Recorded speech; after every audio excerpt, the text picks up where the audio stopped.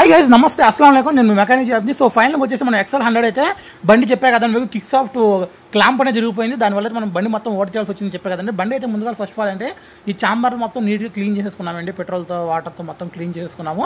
Clean చేసుకొని ఈ ప్యాకింగ్లు అవి మొత్తం నీట్గా గీకేసుకొని దీనికి క్లాంప్ ఎలా బిగించుకుంటున్నాము, ఏంటి అసలు దీనికి ఏమేమి చేస్తున్నాము, ఏంటి ప్రతిదీ కూడా మీకు క్లారిటీగా వీడియో చెప్తాను.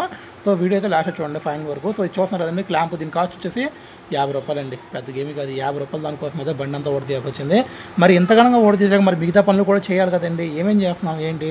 ఓకే, మనం ఫస్ట్ ఆఫ్ ఆల్ వచ్చేసి దీనికి క్లాంప్ అయితే బిగించుకుంటున్నామండి. దాని తర్వాత వచ్చేసి మనకి బోర్ కటింగ్ కూడా చేస్తున్నామండి. ఎందుకంటే ఎలాగో మనం బోర్ అయితే ఓడ తీసాము, ఒక కటింగ్ చేయించుకుందామని చెప్పి ఓడ తీసాము. దాంతోపాటు ఏంటి అంటే హెడ్లో వాల్స్ అండి, వాల్స్ అయితే అరిగిపోయినాయి. మరి 4-5 మంత్స్ బ్యాక్ అయితే మనోడు తాతగారు అయితే బోర్ చేయించారు, అయినా సరే వాల్స్ అయితే అరిగిపోయింది. దాంతోపాటు గైడ్ కూడా పోయిందండి, చిన్న గైడ్ పోయింది.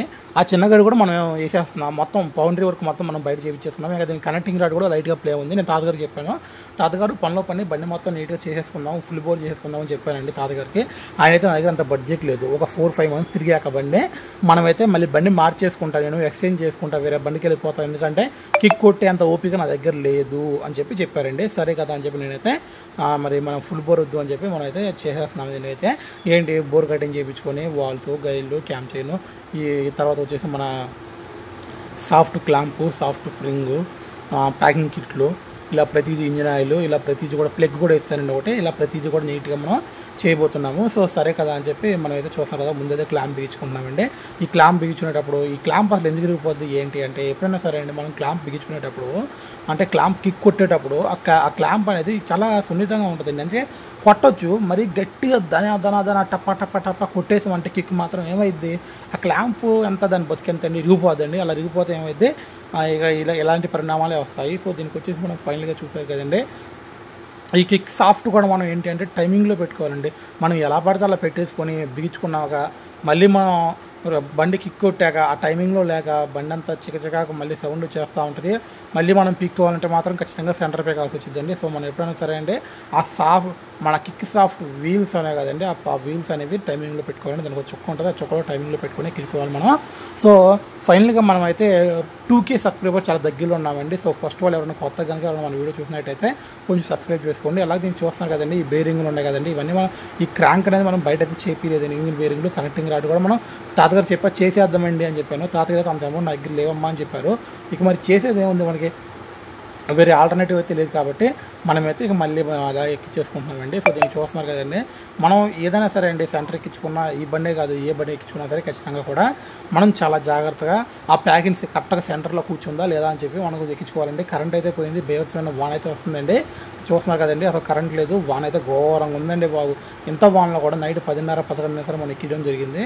సో సరే కదా అని చెప్పి మనం చూస్తున్నాం కదండి, మనం నైట్ సెంటర్ మొత్తం ఎక్కించేసి క్లచ్ ఎక్కించేసి ఇంకా హెడ్ బోర్ తర్వాత ఎక్కించుకొని ఇంటికి అయితే వెళ్ళిపోవడం జరిగింది. సో ఫైనల్గా అయితే మనం పిస్టన్ ఎక్కిస్తున్నాం. చూసారు కదండి, పిస్టన్ ఎక్కించేటప్పుడు కంపల్సరీ కూడా మనం రింగులు జాగ్రత్త ఎక్కించుకొని కొంచెం బోర్కి పిస్టన్కి ఆయిల్ పోసుకొని ఆయిల్ అప్పించుకొని ఎక్కించుకోవాలండి. సో దీన్ని చూస్తున్నారు కదండి, మనం చాలా నీట్గా చేస్తున్నాం ప్రతిదీ కూడా. సో దీనికి ఆయిల్ ఫిల్ అండి మస్ట్ అండ్ షుడ్. మనం ఎప్పుడైనా సరే ఏ బండి అయినా సరే, ఎక్సెల్ కాదు, గ్లామర్ కాదు, స్ప్లెండర్ కానీ, యూనికాన్ కానీ, అసలు ఏ బండి అయినా సరే ఖచ్చితంగా కూడా మనం బండి ఇంజిన్ ఓడ చేసినప్పుడు ఆయిల్ సీల్ వేసుకోవాలండి. ఓకేనా, కంపల్సరీ ఆయిల్ సీల్ చేంజ్ చేసుకోవాలి, ఎందుకంటే హార్డ్ అయిపోయి ఉంటాయి కాబట్టి. దాంతోపాటు ఈ హెడ్ డోరింగ్ అండి, ఈ బండికి హెడ్ డోరింగ్ నేను చేంజ్ చేస్తున్నాను. దీని హెడ్ డోరింగ్ వచ్చేసి 250 రూపాయలు ఉందండి. మీకు చెప్పేది ఏంటి అంటే, యూనికాన్ బండి అయినా, షైన్ బండి అయినా, ఏ బండి అయినా సరే హెడ్ డోరింగ్ వచ్చేసి 80 రూపాయలు, ఈ 70 రూపాయలు, 60 రూపాయలు ఒరిజినల్ ఓరింగ్ అంతా ఉంటుందండి హెడ్ డోరింగ్. కానీ దీనికి వస్తుంది, దీనికైతే 250 రూపాయలు ఉందండి హెడ్ డోరింగ్. మామూలు కాదండి బాబు, పెద్ద అరాచకం. సో ఫైనల్కి వచ్చేసి దీనికైతే మొత్తం ఎక్కించేసామండి. కంపల్సరీ కూడా ఎక్కించుకున్నాక మనకు ఆయిల్ ఎత్తుతుందా లేదా కంపల్సరీ చెక్ చేసుకోవాలండి. దీనికైతే ఆయిల్ అయితే ఎత్తట్లేదండి బాబు, అది పెద్ద తలపోటు అయిపోయింది. మళ్ళీ దీనికి మళ్ళీ క్లచ్ ఓడ చేసి పంపు ఓడ తీసి క్లచ్ మళ్ళీ పంపు నీటి క్లీన్ చేసుకొని మళ్ళీ ఆ ఆయిల్ పంపు ఏదాకా తిప్పి తర్వాత అయితే ఇప్పుడుకో పంపు అయిందండి బాబు. ఇది పెద్ద తలపోటు అండి బాబు. ఎప్పుడైనా సరే మనం ఏ బండి అయినా సరే కానీ బండి ఇంజిన్ అయిపోయాక ఆయిల్ పంప్ అవుతుందో లేదా ఖచ్చితంగా చూసుకోవాలి. దీనికి ఆయిల్ పంప్ అయితే లైట్గా అవుతుందండి, అక్కడొచ్చక పడుతుంది. ఆ పంపు అయితే సరిపోదండి. ఖచ్చితంగా కూడా ఆయిల్ పంప్ అంటే అసలు బాగా వచ్చేయాలండి.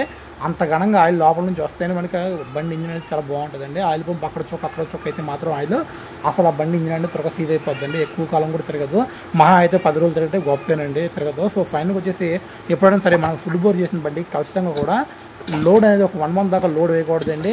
ఒక 500 కిలోమీటర్ ఇంజిన్ అనేది చేంజ్ చేసుకోవాలి. లోడ్ వేయకూడదు, స్పీడ్ వెళ్ళకూడదు. ఇవన్నీ కొంచెం ఖచ్చితంగా పాటిస్తే కనుక బండి ఎక్కువ రోజులు లైఫ్ ఉంటుందండి బోర్కి. సో ఫైనల్గా వచ్చేసి నేను చూస్తాను కదా, ఆయిల్ అయితే బాగా ఎత్తింది. బండి బీటింగ్ కూడా వినండి ఒకసారి, చాలా బాగుందండి బీటింగ్ కూడా. సో ఫైనల్గా వచ్చేసి మనకి ఈ బండికి వచ్చేసి ఖర్చు 5,800 రూపాయలు అయిందండి. కస్టమర్ కూడా మనకు అంతే ఇచ్చారు. సో ఫైనల్గా వచ్చేసి మీకు ఈ వీడియో ఎలా అనిపించింది ఏంటి, ఈ ప్రాబ్లం ఎవరైనా ఖచ్చితంగా ఫేస్ చేస్తుంటే XR100 బండి తోలు కింద కామెంట్ బాక్స్లో కామెంట్ వేసుకోండి. కొత్త వాళ్ళు ఎవరైనా చూసినట్టయితే ఫాలో అవ్వండి. Thank you so much guys.